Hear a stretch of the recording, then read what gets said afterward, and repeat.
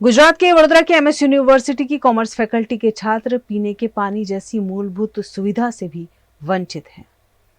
गुजरात के वडोदरा शहर के विश्व प्रसिद्ध महाराजा सयाजीराव गायकवाड़ यूनिवर्सिटी फिर एक बार चर्चा में है। यूनिवर्सिटी में कॉमर्स फैकल्टी में जहां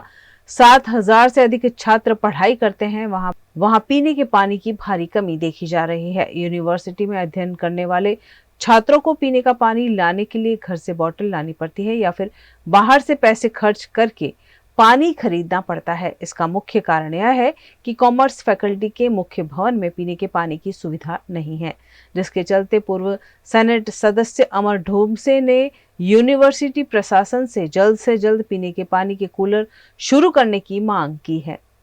विद्यार्थीओने जे बेसिक जरूरियात कहेवाय पाणीनी जरूरियात आज यूनिवर्सिटीना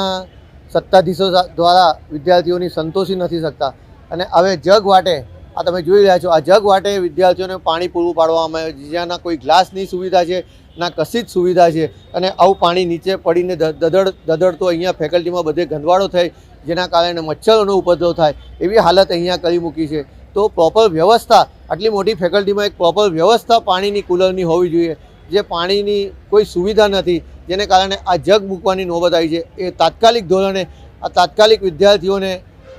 आ प्रोपर जे अहींया कूलर के जे पण कंईक सुविधाओ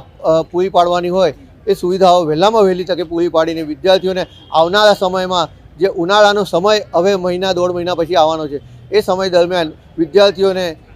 पूरुं पाणी मळी रहे अने बेसिक सुविधाओ एमनी संतोषाय एवी मारी मांग छे।